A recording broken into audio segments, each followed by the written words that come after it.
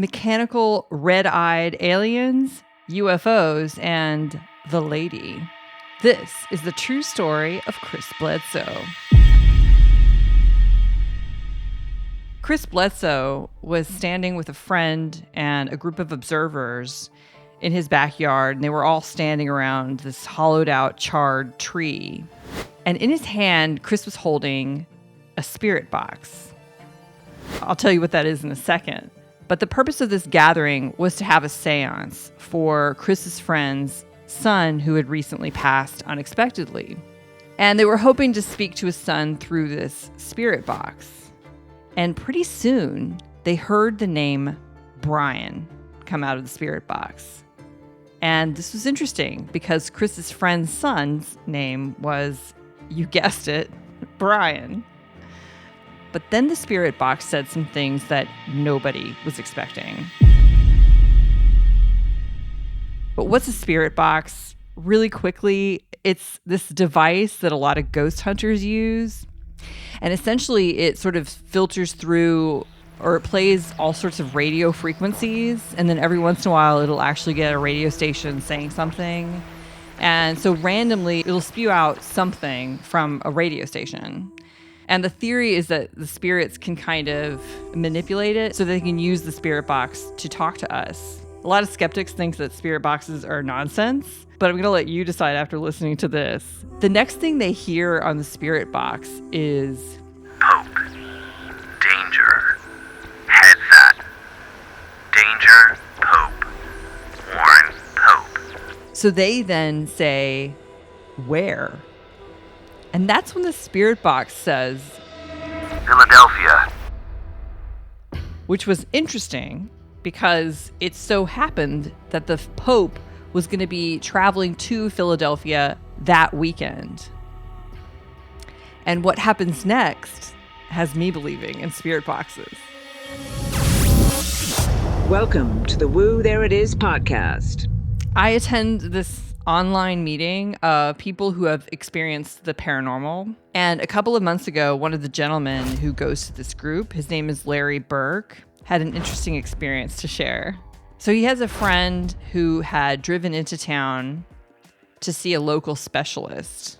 And unfortunately, the friend, and I'm going to call her Angela just for anonymity's sake, Angela had gotten bad news. So it turned out that the cancer that was in her abdomen was inoperable, and there was really nothing that could be done about it.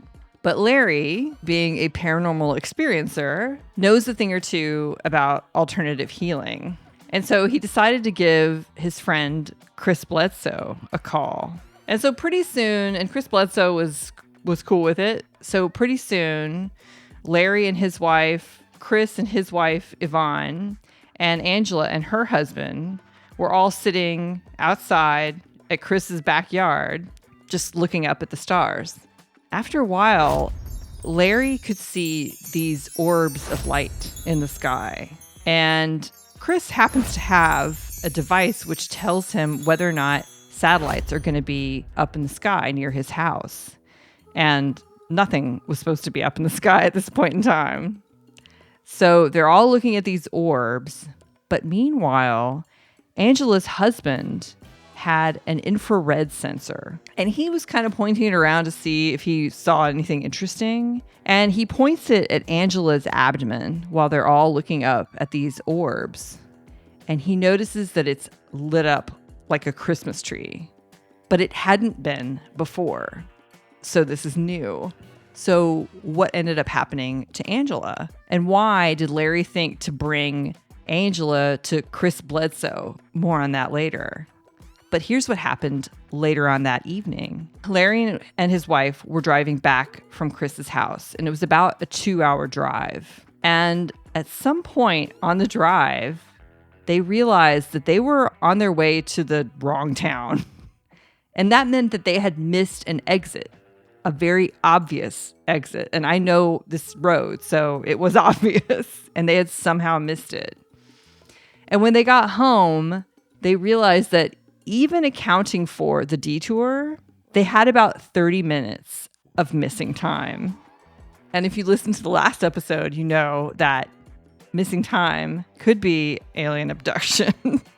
And to this day, Larry still doesn't know what happened to him that night. But all of this strangeness seems to center around Larry's friend, Chris Bledsoe. So who is Chris Bledsoe, and why did Larry think it was so important to introduce his friend Angela to him? So Chris Bledsoe is kind of a normal kid. He was raised in the South, but he had a pretty normal childhood, except at one point, he had a few near-death experiences. At one point, when he was very young, like maybe a baby, he threw himself into a fire. But fortunately, his grandpa saved him from that. And then when he was 8 or 9 years old, he and his friends were out hunting with guns. I don't know what else you'd hunt with, but they were hunting with guns. And his friend shot him point blank in the back. And that's not funny at all. I don't know why I'm laughing, but it was very serious. And he should have been dead from this. I mean, point blank with a shotgun. And somehow his friend missed every single vital organ that Chris has. To me, it just wasn't Chris's time to go. But to this day, he will still set off metal detectors because there's buckshot in his body. He's got body buckshot. He got married pretty young. And one night, something very tragic happened. He arrived at a party after work, and he was going to meet his wife there. And he saw her just talking to this other gentleman who happened to be, I think, an old ex-boyfriend. And he just got really jealous and stormed away and just drove off. And then as he was driving away, he sort of started thinking better of it and realized, she's just talking to him. They're friends. It's no big deal. And so he decided to drive back to the party and not be so sore about it. And on his way back to the party, he saw this horrible car accident on the side of the road. And he stopped his car and realized that the car that had gotten in an accident was his wife's. And she was lying there dying. And he held her in his arms and basically was there with her for her last breath. And this made him feel so guilty. And he would carry that guilt with him for years after that. Because he thought, what if I'd been at the party? What if I'd stayed at the party? Maybe this wouldn't have happened. But he would end up remarrying to a woman named Yvonne, and they would have 4 children. But let's get right into the night that changed Chris's life and his family's life forever. On January the 8th, 2007, Chris and his son, Chris Jr., who I'm going to call Junior from here on out, and 3 of Chris's friends all decided to go fishing at the Cape Fear River. And they arrived there, it was late afternoon, and they set up a fire and they started fishing, or the guys started fishing. But Chris kind of felt like being by himself for a little while, so he went off for a little stroll down the path. And then he was gone for about 20 minutes, and then he walked back to be with his friends again. But when he got back, his friends were kind of freaking out at him. And they were like, dude, where have you been? And he couldn't understand why they were freaking out so much because he'd just been gone for like 20 minutes. And he was like, what is going on? But meanwhile, as he's wondering about this, he's also noticing that it's very dark outside. And he's like, it was just late afternoon. And he also looks and he sees that almost all of the firewood has burnt out. And so he's gradually realizing that somehow a lot of time has passed and he doesn't remember how. And he can remember some strange things happening, but nothing which would have taken so much time. We'll get into what he remembered later on. But this is when Chris and his friends realized something else that was concerning. Chris Jr. was nowhere to be found. When Chris realizes this, he tears off down the path looking for him and yelling. Fortunately, it wasn't actually long before a hand kind of reaches out to grab him, and it's Junior. Junior says, "Dad, why did you leave me?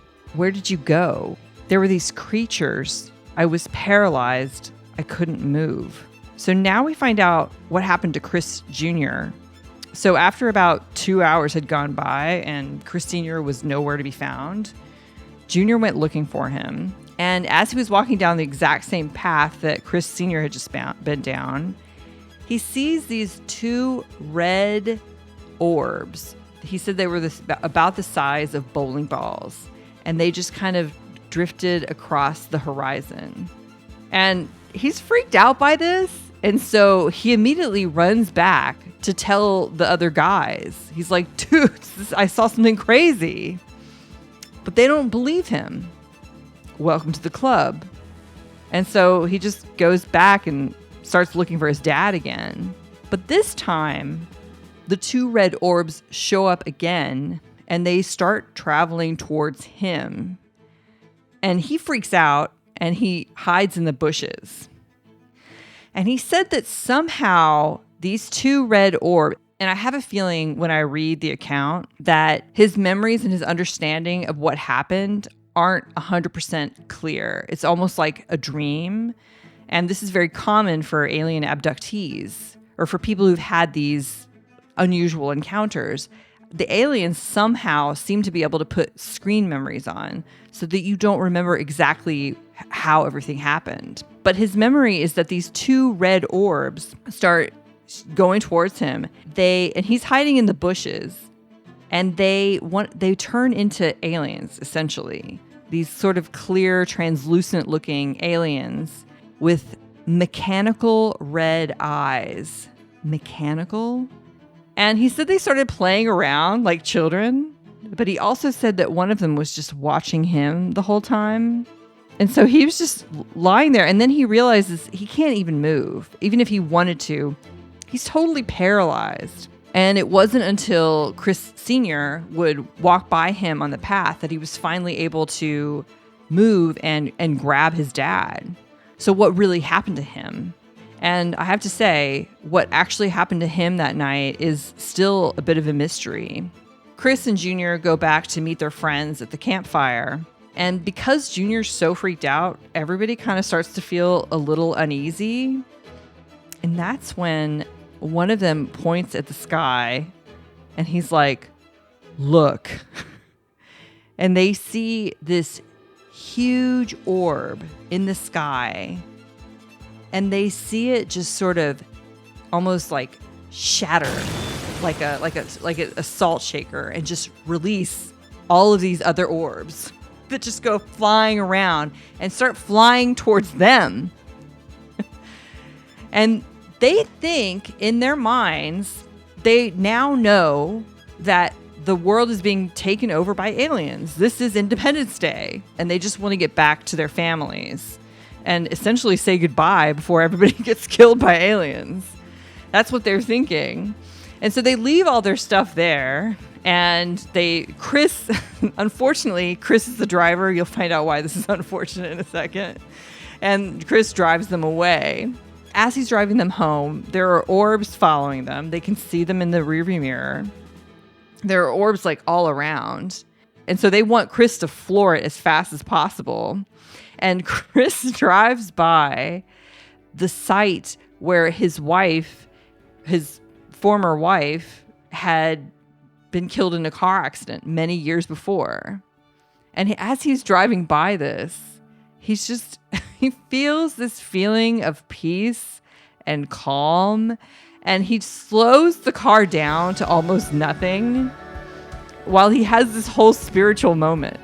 And the guys in the car are like, what the f*** is wrong with you, dude? Drive the car. And then he comes to and he drives away. But more was to happen that night.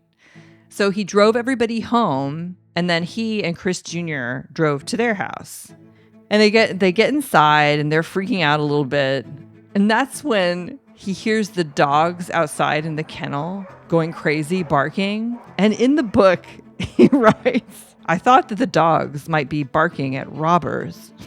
And I'm like, dude, you've just spent the past 6 hours of your life being stalked and tormented by aliens. So I think maybe the dogs might be barking at aliens. But he goes outside And suddenly he just stops short because about 4 feet away from him is this little tiny alien. It's like a 3-foot tall alien. And it's just standing there looking at him with these red eyes.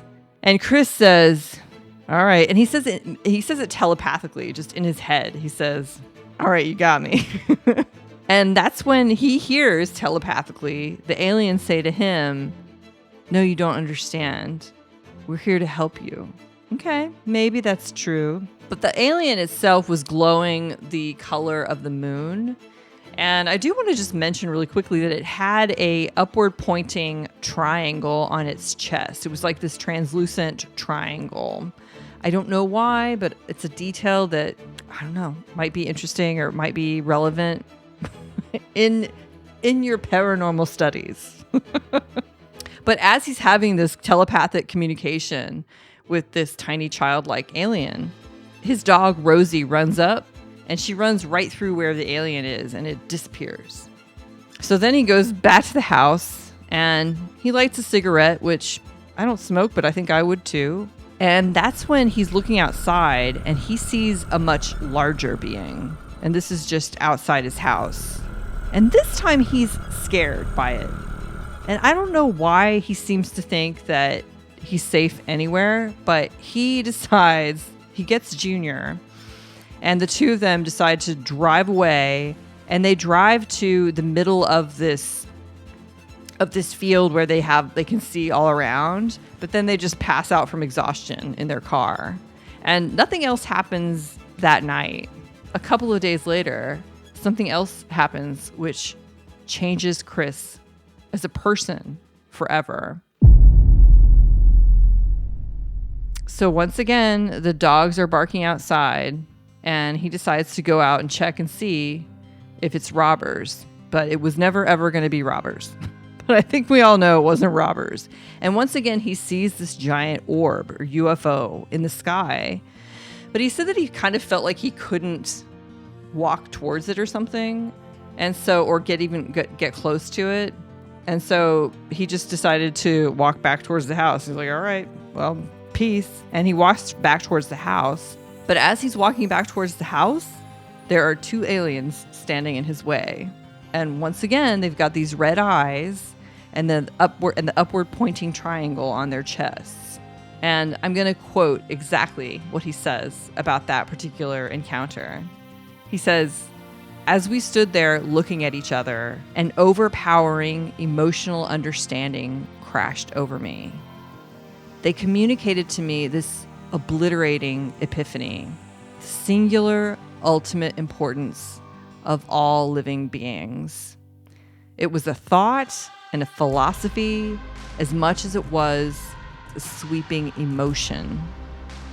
All my memories, all my thoughts, all my emotions were changed. My whole worldview reorganized itself around this foundational priority.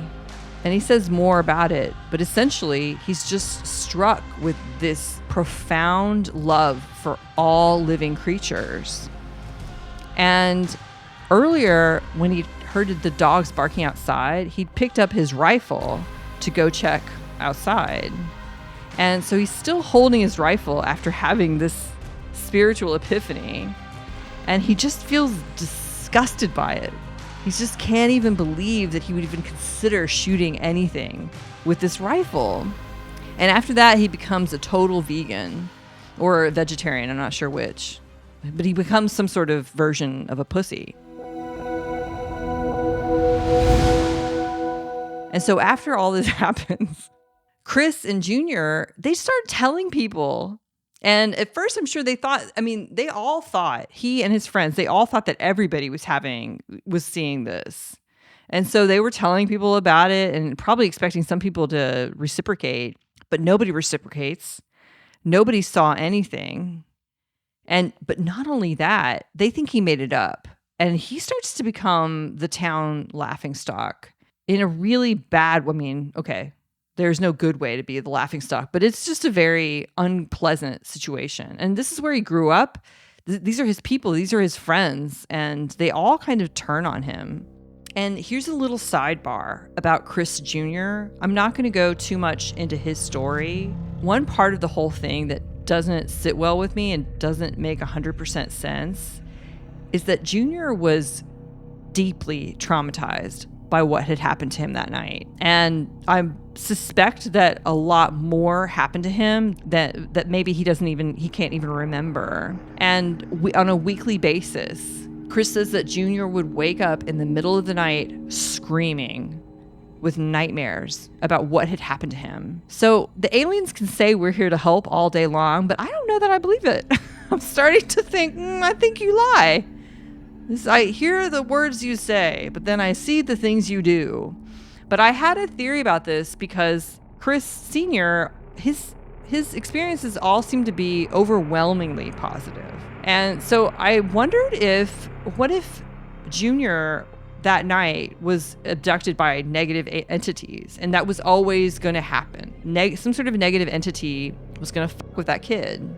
And so almost to offset the effect of that, Chris Sr. was influenced by positive entities. It turns out that Chris had quite a bit more to remember from that night when he had his first encounter with the UFOs. And here's how he ended up remembering it. Michael O'Connell puts Chris into this trance, and he takes him back to the night that everything happened, and he starts to have him remember. The first thing they do, they hook him up to a lie detector test. Chris put out his right hand, and Chris does. And the second the postage stamp hits Chris's hand. But at one point, Chris would refer to Tim Taylor as an agent who didn't officially exist.